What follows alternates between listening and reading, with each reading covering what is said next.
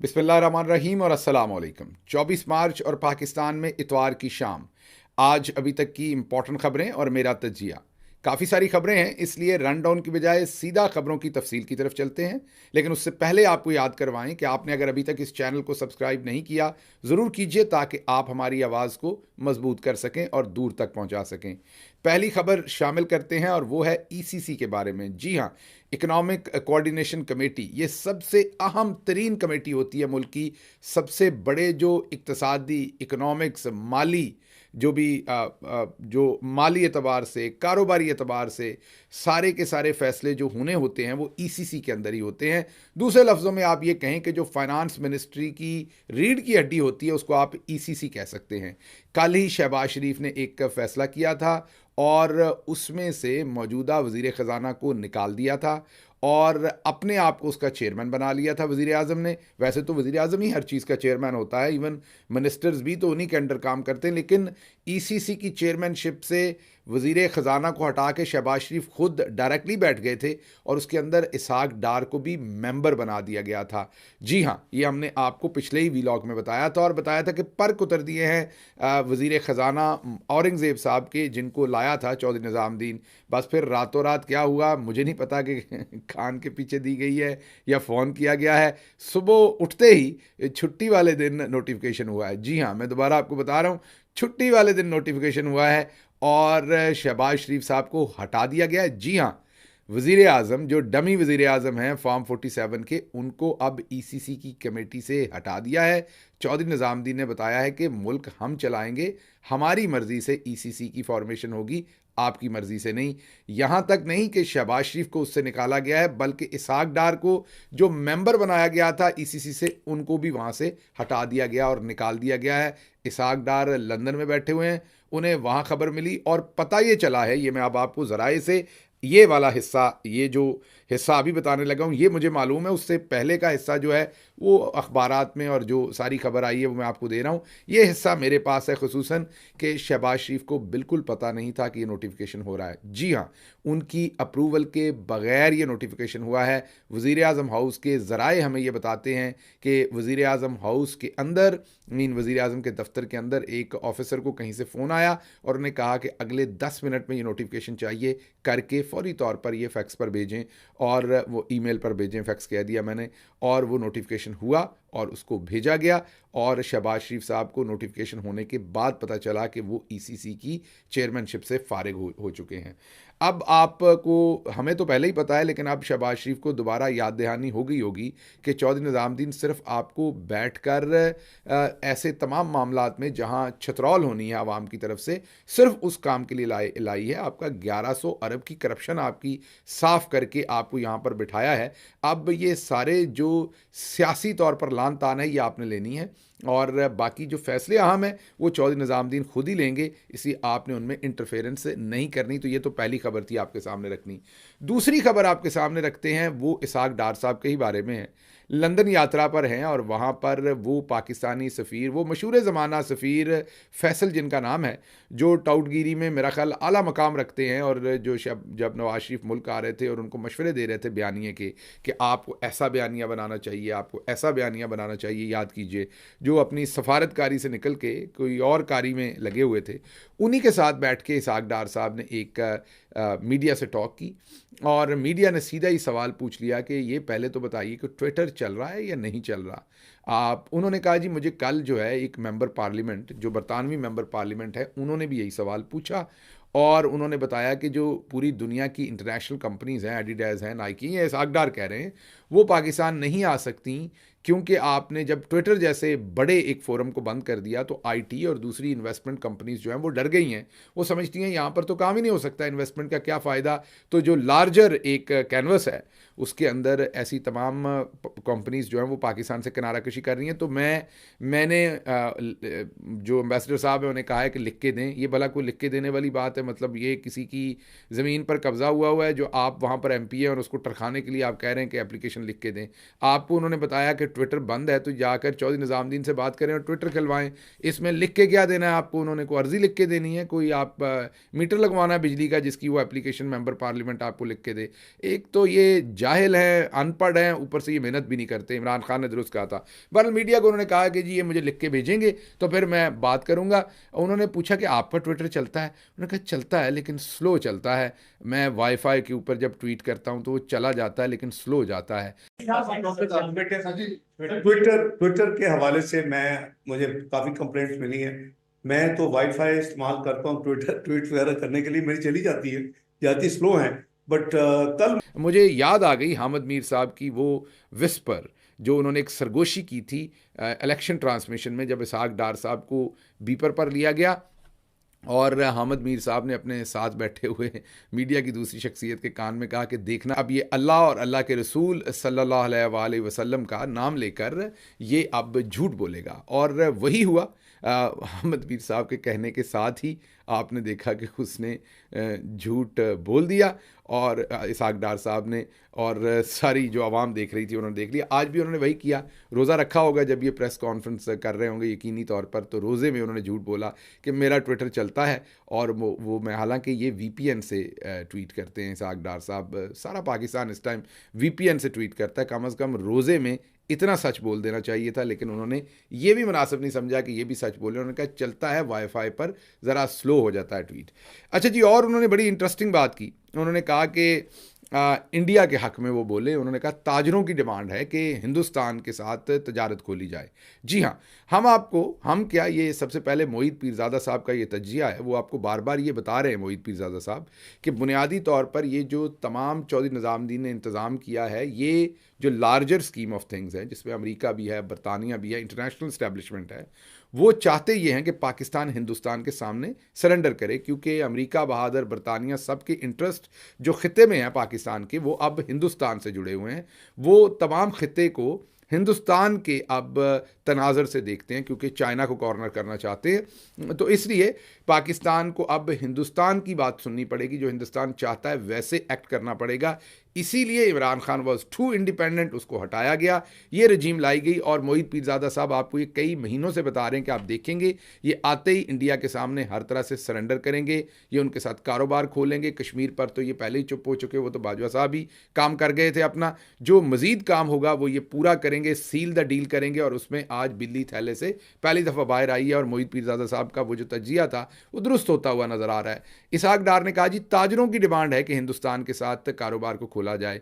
जी, कारोबार तो कहीं भी खोलना चाहिए, इसमें कोई शक नहीं, लेकिन साथ कोई कौमी इंटेग्रिटी, हजीमत, राइट्स, कश्मीरियों के राइट्स, हिंदुस्तान के अंदर जो हो रहा है, हिंदुस्तान की हुकूमत जो पाकिस्तान से कर रही है, वो तमाम चीज़ें भी बात होनी चाहिए। लेकिन यहाँ बड़ी इंपॉर्टेंट बात आपके सामने रखता हूँ, आपके सामने एक लीक्ड ऑडियो रखता हूँ जो आपने पहले भी सुनी होगी, जिसमें शहबाज शरीफ के प्रिंसिपल सेक्रेटरी गालिबन तौकीर शाह और शहबाज शरीफ के दरमियान में बातचीत हो रही है, जिसमें तौकीर शाह उन्हें बता रहे हैं कि बाजी मरियम के दामाद एक मशीनरी, जो पावर प्रोजेक्ट या किसी ऐसे प्रोजेक्ट की मशीनरी हिंदुस्तान से इंपोर्ट करना चाह रहे हैं, आधी हो गई है, आधी रहती है, उसकी इजाज़त दे लेना वो चाह रही हैं। और तौकीर शाह उनको बता रहे हैं कि बड़ा रौला पै जाएगा, डिफरेंट कमेटियों में जाना है ये मामला, आवाम को पता लग जाएगा। अगर चुप करके हम निकाल सकते ना, गंदगी देखें ज़रा, गलाजत देखें, हम कहते हैं अगर चुप करके हम निकाल सकते ना तो फिर तो ठीक था।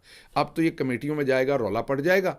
और आप ज़रा उनसे बात कर लें, तो वो कहते हैं इसहाक डार साहब से बात कर लें, उन्होंने पहले भी ये किया था और अब भी कर देंगे। मीन मशीनरी या तो मंगवा देंगे किसी और तरीके से वाया मीडिया से इसहाक डार साहब, या मरियम साहबा को वो समझा देंगे कि दामाद साहब ये काम अभी थोड़ा सा रुक जाएं। शहबाज शरीफ कहते हैं वो हमारे लिए हैं बड़े ज़रूरी, वो मीडिया को भी देखते हैं। मीन मरियम बाजी के दामाद जो हैं वो मीडिया को भी कंट्रोल करके देते हैं हमें, बाकी वो हमारे दामाद भी हैं, तो उनका हमने ख्याल रखना है। और साथ ही तौकीर शाह साहब बताते हैं कि उनका एक और काम है, जो उन्होंने एक हाउसिंग सोसाइटी शायद वो रहीम यार खान में बना रहे हैं, वहाँ उन्होंने एक जो ग्रिड स्टेशन है वो बनाना है। ये इसकी मैं छोटी सी आपको एक दास्तान सुनाता हूँ, मुझे याद आया जब हम हुकूमत में थे तो इमरान खान साहब को मैंने एक दिन जाकर बताया कि मुझे फैसलाबाद में एक हाउसिंग सोसाइटी ने 25 करोड़ रुपए की रिश्वत ऑफ़र की। जी हाँ, मैं अपनी बात कर रहा हूँ। 25 करोड़ रुपए की वो रिश्वत ऑफ़र की गई थी। और वो रिश्वत क्यों ऑफ़र की गई थी, अक्सर हाउसिंग सोसाइटीज़ वो करती हैं, ये पाकिस्तान के लॉ में है अब कि हाउसिंग सोसाइटी जो है वो जब एक बड़ी हाउसिंग सोसाइटी बनाती है तो उसके अंदर उसने ज़मीन भी प्रोवाइड करनी है और ग्रिड स्टेशन भी अपने पैसों से बनाना है, क्योंकि वो हाउसिंग सोसाइटी बना रहे, वो जो एक्सचेकर का बोझ है जो पहले से ग्रिड स्टेशन है उनके ऊपर वो वहाँ से बिजली नहीं ले सकते, अपना ग्रिड स्टेशन अलग बनाना पड़ेगा, क्योंकि हज़ारों नए घर बन रहे हैं तो इंफ्रास्ट्रक्चर पूरा चाहिए, तो उसके लिए ये लॉ है। तो मुझे जिस हाउसिंग सोसाइटी ने कॉन्टैक्ट किया और 25 करोड़ की रिश्वत ऑफ़र की, उनका ये था कि वहाँ पर मैं ग्रिड स्टेशन वो जो है जो पास ही सरकारी ग्रिड स्टेशन है उसी से उन्हें कनेक्शन दिलवा दूं और वहाँ उन्हें एनओसी मिल जाए। छोटा सा काम है, पता भी किसी को खास नहीं लगना था, वज़ीर आज़म के साथ होता था, बाकी किसी से रिक्वेस्ट करनी थी और ये काम हो जाना था और 25 करोड़ मेरी जेब में। मैं जैसे ही मुझे ये ऑफ़र हुई, मुझे अभी भी याद है कि ये शायद हफ्ते की शाम को ये ऑफ़र हुई थी, वज़ीर आज़म को मैंने उसी टाइम मैसेज कर दिया, पीर की सुबह जाके उनको बताया कि ये ऑफ़र हुई है, ये हाउसिंग सोसाइटी है।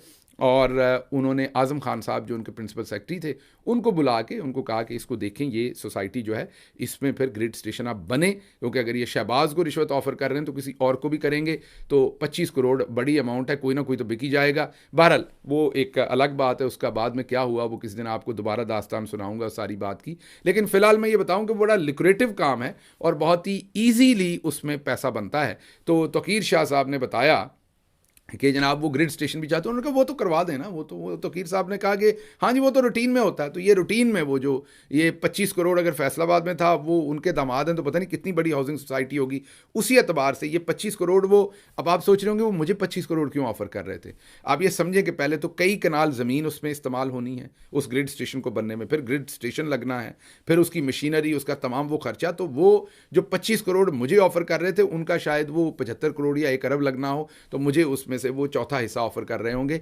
इसलिए इस तरफ पता नहीं कितना ऑफर हुआ होगा। ये छोटी सी पहले लीक ऑडियो सुने जिसमें ये 2-3 बातें वो कर रहे हैं, ये ऑडियो सुनिए और फिर आपको पता चलेगा कि ये कौन से ताजिर हैं जो बुनियादी तौर पर कह रहे हैं आप अपना इसाक डार साहब को कि तिजारत खोलें। ये हैं वो ताजिर, सुनिए।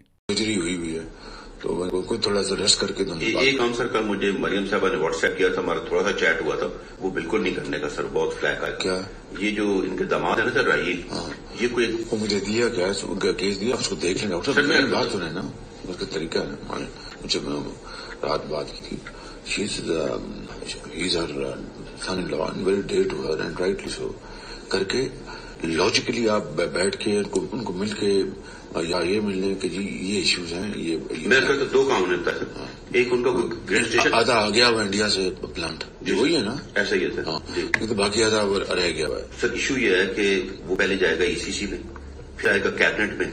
अब प्राइम मिनिस्टर की अजीज फॉर्मर प्राइम मिनिस्टर की डायरेक्ट फैमिली का इंडिया से मशीनरी आना, ऑप्टिक्स के लिए तो बड़ा सर ऑप्टिक्स नहीं, ये बिल्कुल गले पड़ जाएगी बात। मैं मानता हूँ, तो उसको आप पहले बता दें, फिर मैं उसे खुद बात कर लूंगा बड़े अच्छे तरीके से। ठीक है। वो दूसरा जो काम है ना सर, मैस्को वाला जो ग्रिड स्टेशन जो उन्होंने इत्तेहाद पार्क बनाया रईगर खान में, वो हम करा रहे हैं। 2 काम उठाए थे। पहला तो मैंने कहा मैं भी लग जाता हूँ। इत्तेहाद पार्क क्या है? कोई बाहर हाउसिंग सोसाइटी बना रहे होंगे तो हाउसिंग सोसाइटी में अपना ग्रिड स्टेशन बना पड़ेगा। वो एक नेशनल वे में हो जाएगा, वो तो हो जाएगा, वो तो रोज लोग कराते हैं, कोई इशू नहीं। लेकिन ये जो है सर इंडिया से मशीनरी लाने में बड़ा फ्लैक आएगा। जी जी। और फिर मैं चुपके से आ जाती, ईसीसी में ले जाना, वहाँ डिस्कस होना इस नाम से, फिर कैबिनेट में डिस्कस होना। उसको आप बात करें, फिर मैं जब लंदन से अब टर्की से होंगे मैं खुद बुला के समझा दूंगा। मेरी राय तो ये सर कि मुनासिब वक्त पे हम डार साहब की ड्यूटी है वो कर लेते हैं। वो बड़े मियां साहब से गाड़ी भी उन्होंने रिव्यू करा ली थी, वो फिर नहीं गई सर। ठीक है, फिर इस तरह कर लें, इस तरह कर लें, ठीक। आपने सुन लिया कि किस तरीके से उनके साथ ये बातचीत की जा रही है। अब मैं अगली खबर की तरफ मूव करता हूं, लेकिन उससे पहले सिर्फ ये बता दूं कि इसाक डार साहब कह रहे हैं कि इमरान खान ने माइंस छोड़ के गए थे जो हम अभी तक क्लियर नहीं कर सके, बारूदी सुरंगें। जी हाँ, इमरान खान जो है वो आपके पास 18 अरब डॉलर से ज़्यादा के फॉरेन रिजर्व छोड़ के गए थे। आपके पास अभी मेरे ख्याल 7-8 हैं, वो भी मांगे तांगे के।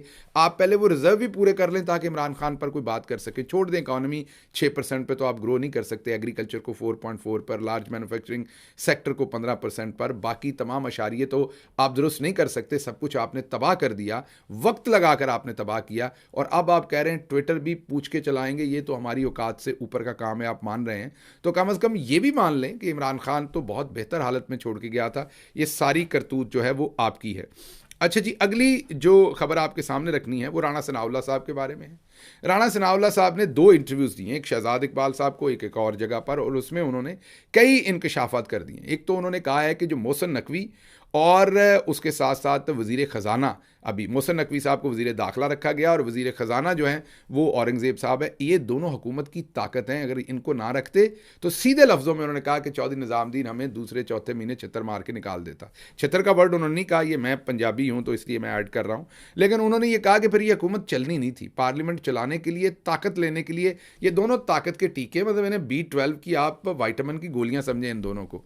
उन्होंने कहा कि ये दोनों जो है, ये उन्होंने B12 नहीं कहा, ये मैं तजसिया दे रहा हूँ, उन्होंने कहा कि ये दोनों ताकत है और इनकी वजह से अब हुकूमत चलती रहेगी और इसलिए ये मजबूरी में रखे गए हैं। ये भी उन्होंने कहा, ना रखते तो मामला बहुत ख़राब हो जाते और हम हुकूमत ना चला सकते और हुकूमत चंद महीने में ख़त्म हो जाती। शहबाज शरीफ बड़े मुदब्बर आदमी हैं, बहुत सोच समझ कर फैसले लेते हैं, इसलिए उन्होंने ये फैसला लिया और उन्होंने इन लोगों को रखा। फिर उन्होंने उनसे पूछा गया कि ये आपके कुछ दोस्त बाजवा और फैज़ साहब को पार्लियामेंट में बुलाने की कोशिश करते हैं। उन्होंने कहा ऐसा तो नहीं हो सकता ना, इज़्ज़त एहतराम के साथ, उनकी मर्ज़ी के साथ अगर बुलाकर उनसे कोई मशवरा लेना है तो फिर तो हो सकता है, लेकिन जिस तरीके से वो बुलाना चाह रहे हैं इस तरीके से तो फिर दोबारा लफ्ज़ उन्होंने इस्तेमाल नहीं किया, कहने का मतलब था फिर चित्तर ही खाने ने ना।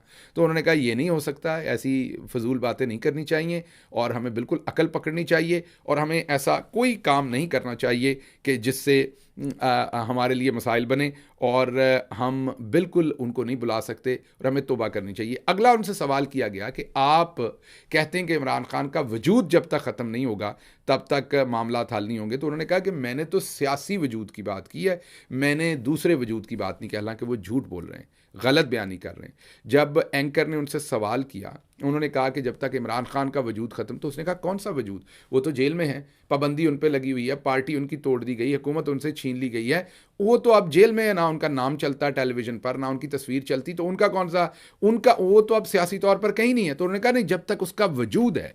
तो स्पेशली वो इमरान खान साहब के होने को डिस्कस कर रहे थे, मतलब कि उनके ज़िंदा होने को सिर्फ डिस्कस कर रहे थे, सियासी बात नहीं हो रही, जिस्मानी तौर पर ज़िंदा होने के। वाज़े लफ्ज़ों में उन्होंने कहा अब क्योंकि आप सब की तरफ से इंटरनेशनल न्यूज़ भी इस पर छप गई, इंटरसेप्ट ने भी इस पर स्टोरी कर दी, दूसरों ने भी कि राणा सनाउल्लाह इमरान खान की असैसिनेशन चाहता है, तो राणा सनाउल्लाह पर प्रेशर आया। चौधरी निज़ामुद्दीन ने भी कहा कि ये तो खुफिया तौर पर काम करने वाले होते हैं, ये तुमने क्या बकवास शुरू कर दी है, माजरत के साथ ये लफ्ज़, लेकिन थी बकवास तो और क्या कहूँ। तो राणा साहब अब इसके पर्दा डालने की कोशिश कर रहे हैं, लेकिन यहाँ ज़हन में रखिए कि राणा सनाउल्लाह वही शख्स है जिसकी under the watch Imran Khan साहब के ऊपर वज़ीराबाद वाला हमला हुआ था, याद कीजिए, और उस हमले का मजाक उड़ाया था राणा सनाउल्लाह ने। ये मानने की बजाय एक तो उसको जाली झूठे तरीके से मजहबी इंतहा पसंदी के साथ जोड़ा था और फिर कहा था कोई गोलियां नहीं लगी। ये तमाम लोग इमरान खान का मजाक उड़ाते रहते, पूरी PMLN 4 गोलियां इमरान खान के जिस्म में लगी थी और ये उसका मजाक उड़ा रहे थे। इतनी सी अखलाकियात हैं, मुझे वैसे कई दफ़ा समझ नहीं आती। जब मैं पकड़ा हुआ था तब भी राणा सनाउल्लाह जो हैं, हालांकि राणा साहब की जो बेगम है, हमारी बहन है, मैं उनका एहतराम करता हूं, उन्होंने बड़ी सुलझी हुई स्टेटमेंट्स दी थी जब मैं गिरफ्तार था। मैं जब बाहर आया था तो मैंने उनकी स्टेटमेंट्स देखी थी, लेकिन राणा साहब की मुझे समझ नहीं आती। राणा साहब को खुद चौधरी निज़ामुद्दीन ने उठाया था, बहुत तकलीफ़ के साथ ये मैं तस्वीरें शेयर कर रहा हूँ क्योंकि मुझे खुद तशद्दुद किया गया है। ये मेरे लिए बिल्कुल, मैं कोई ताना जनी के लिए राणा साहब को नहीं दिखा रहा, मैं और आप एक ही कश्ती के सवार हैं। आपके साथ भी इसी तरीके से तशद्दुद हुआ था, मेरे साथ भी हुआ था। तो ये मैं आपको कोई ताना देने के लिए तस्वीरें नहीं आपकी दिखा रहा, लेकिन आपको सिर्फ याद करवाने के लिए कि आपके साथ चौधरी निज़ामुद्दीन ने ये हशर किया था और हमारे साथ भी यही हशर किया था। कोई, मैं दोबारा कह रहा हूँ, कोई ताना नहीं। लेकिन अफसोस की बात यह है कि मेरे से बड़ा बेशर्म कौन होगा अगर मैं कि किसी और के साथ रियासत तशद्दुद करे तो मैं उसका मजाक उड़ाऊँ या कहूँ उसके साथ ये नहीं हुआ तो उसके साथ वो नहीं हुआ। तो जब मैं गिरफ्तार था तो आप ऐसी ही स्टेटमेंटें देते थे। हैरान हूँ मैं कि आपको अपना वक्त कैसे भूल गया जो आपके साथ हुआ था। हालांकि जब आप बाहर आए थे तो आपने ताने दिए थे कि जैसे मेरे साथ जो हशर किया गया है वो अगर इतना किसी में ज़ोर होता तो वो जनरल अरोड़ा के साथ करते। वो मशहूर जो सकूते ढाका का जनरल अरोड़ा है उसका आप ताना दे रहे थे और आपका गुस्सा था, आप उस गुस्से के अंदर ये सारी बातें कर रहे थे जिसकी समझ आती है। लेकिन ये समझ नहीं आती कि फिर चंद सालों में क्या हुआ कि आपको भूल गया और किसी सियासी आदमी के साथ वही इदारे वही सब कुछ कर रहे हैं तो आप उसका ठट्ठा उड़ाते हैं, मजाक उड़ाते हैं, आप उसकी तावीलें देते हैं, आप उसको प्रोटेक्ट करने की कोशिश करते हैं। ये मेरी समझ से बाहर है कि आपने ऐसा सफ़र क्यों कर लिया। मेरी अल्लाह से दुआ है कि अगर मैंने कभी किसी हुकूमती ओहदे पर आकर ऐसा काम करना है तो उससे पहले अल्लाह मियाँ को ऐसा बंदोबस्त करें कि या मैं उस ओहदे पर ना हूँ या इस दुनिया में ही ना रहूँ, क्योंकि ऐसी बेहिसी करने से बेहतर है कि इंसान जो है वो अपना मजाक उड़ाने से बेहतर है कि उस चीज़ से दूर रहे। अच्छा जी, अगली खबर जो आपके सामने रखेंगे वो खबर है शाहिद खाकान अब्बासी साहब की। उन्होंने ये कहा है कि जो नवाज शरीफ की सीट है लाहौर की, वो उन्हें छोड़ देनी चाहिए। बहुत उन्होंने बोल्ड स्टेटमेंट दिया। उन्होंने कहा कि जितनी कंट्रोवर्सी हो गई है, नवाज शरीफ साहब को वो सीट अब छोड़ देनी चाहिए, इसी में उनकी इज्जत है, छोड़ के वहाँ ज़िमनी इलेक्शन होने दें। अगर वो फंसे रहेंगे उनकी और बेइज्जती होगी, ये उनके लिए और उनकी सेहत के लिए बिल्कुल बेहतर नहीं है। नवाज शरीफ साहब को वो सीट अब हर सूरत छोड़ देनी चाहिए, ये उनकी खबर है। अच्छा जी, आज के वीलॉग में इतना ही, लेकिन उससे पहले आपको मैंने याद करवाना कि आज का पंजाबी वीलॉग बहुत इंपॉर्टेंट है, वो आपने ज़रूर देखना है। अगर आप नॉर्मली नहीं भी देखते तो ज़रूर देखना है। मैंने उसमें 23 मार्च को मिलने वाले जो अवार्ड है, अवार्ड क्या है, वो शर्मिंदगी के तमगे हैं, वो जिन जिन कंट्रोवर्शियल लोगों को अवार्ड मिले हैं उन एक एक को डिस्कस किया है, उनकी क्वालिफिकेशन डिस्कस किया, और फिर तारीख के पैराए में मैंने आपको एक वाक़या सुनाया है कि किस तरीके से रविंद्रनाथ टैगोर, जो बरे सगीर के बहुत ही एक मायानाज शायर और राइटर थे, उन्होंने 1919 में किस तरीके से अपना तमगा वापस किया था, क्यों किया था। तमगा विन सर का टाइटल था, नाइटहुड थी उनके पास। उस सारे तनाजर में एक बेहतरीन चीज़ डिस्कस की है ताकि हमारे गांव के लोगों को समझ आ सके ये तमगे क्या हैं, अंग्रेज़ बहादुर ने क्यों शुरू किए थे, आज भी अंग्रेज़ बहादुर की याद किस तरीके से ताज़ा की जा रही है। साथ ही मुझे इजाज़त दीजिए। अल्लाह आपका हामी और नासिर हो। पाकिस्तान जिंदाबाद।